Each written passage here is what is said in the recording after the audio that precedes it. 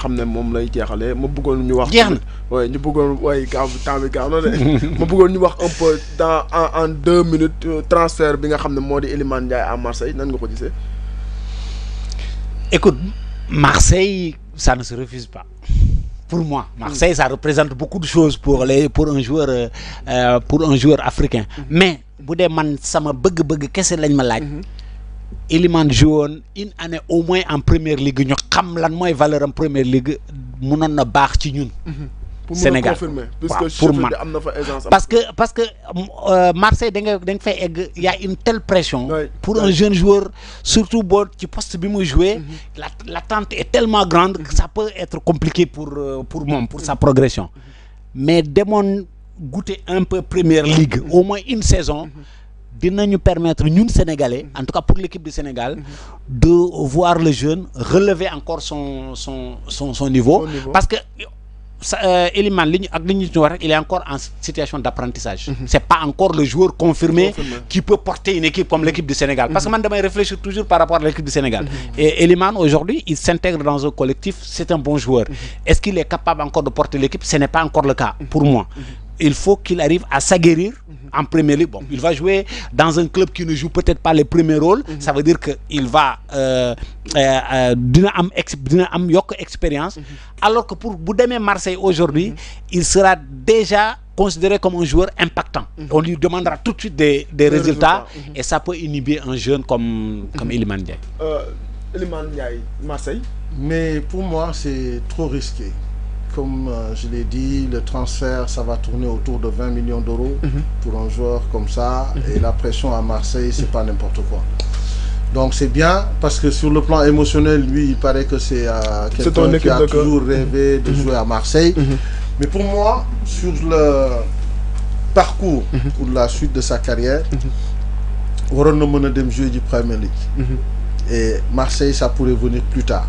Mais parfois nag xam nga choix yi ak encadrement bi mu laaj xam nga parce que encadrement dafa am solo pour choix carrière du joueur et Marseille dafa doon équipe bu xaw a compliqué nag xam nga te nit ñi parfois réussir à Marseille c'est pas facile yombul de yombul c'est pas évident parce que Marseille supporters yi sax dañuy dem di agresser joueur Habib Beye en a connu l'expérience bi muy door ex Marseille jógee Strasbourg coach dañ ko ne ko saa yi fii Marseille la attention donc Marseille c'est un club à part donc boo fay dem day fekk vraiment nga diis bul fa ñëw naan non ay kii gars yi duñ la baal foofu ñoo amuñu baalaati ñoom da ngay ñëw daal ñu ne yow la wala dootul yow. Et que Ligue 1 aussi xaw na complexe tuuti.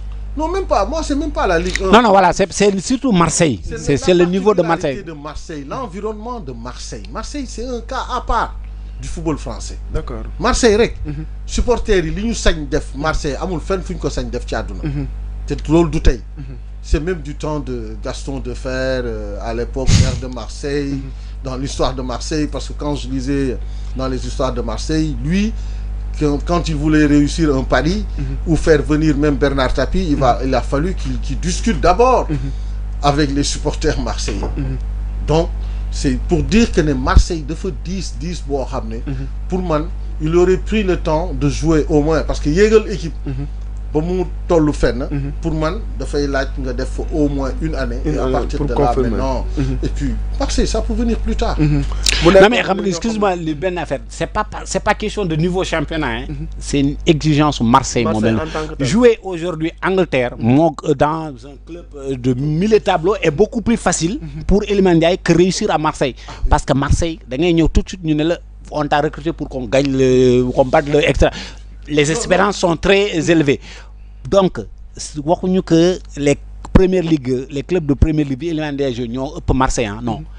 Réussir Angleterre aujourd'hui moo gën a yomb que réussir Marseille quoi. Pour un joueur comme Iliman Ndiaye. Voilà. Qui vient d'arriver au sommet du football. Aujourd'hui, il arrive à un certain niveau, je dirais sommet, mais bon, il arrive vraiment au sommet au niveau le plus élevé. Parce que tey il est sollicité de partout, pas mal de clubs. Mais choix bi mu def pour moi c'est un choix émotionnel. choix de cœur. waaw ay Marseille bi ma nekkee xale sama papa moom la ma njëkk a jox comme maillot et tout dem Marseille c'est à part. c'est-à-dire que boo fa demee boo duggee seen stade xam ne gis nga fii saa waay ku yow rek a tey waaw. mu nekkoon li nga xam ne moo di seen émission Valeurs Sport ñu àndoon si ak ki nga xam ne moo di Aboubacry Ba ñu ngi lay sant di la gërëm. maa ngi lay sant mun nañu recommencer wala recommencer. non mun nañ ko yemale fii. vraiment su leen neexee on est bien ici on est bien accueillis. vraiment kontaan nañ ci daal di recevoir. dalal ngeen ñu c'était bien voilà mais on revient. Inch'Allah Inch'Allah. ñu ngi lay dem c'est un réel plaisir, c'est une première avec Aboubacry parce qu'on s'est souvent parlé de l'actualité du foot, on a souvent échangé et partager un plateau avec lui, franchement, c'est un honneur pour moi. Mais l'idée c'est que moi, Aliou Cissé, c'est le meilleur entraîneur de l'histoire du Sénégal. Non, je dirais pas. Ah voilà, c'est ça. Moi, je suis d'accord. Non, mondial bi lay xaar. Moi, je suis d'accord. Non, su jëlee mondial xam naa boo waa joxoo. Inch'Allah. Moi, je suis d'accord Talla. Jërë ngeen jëf yéen doon entraîneurs yoo xam ne tey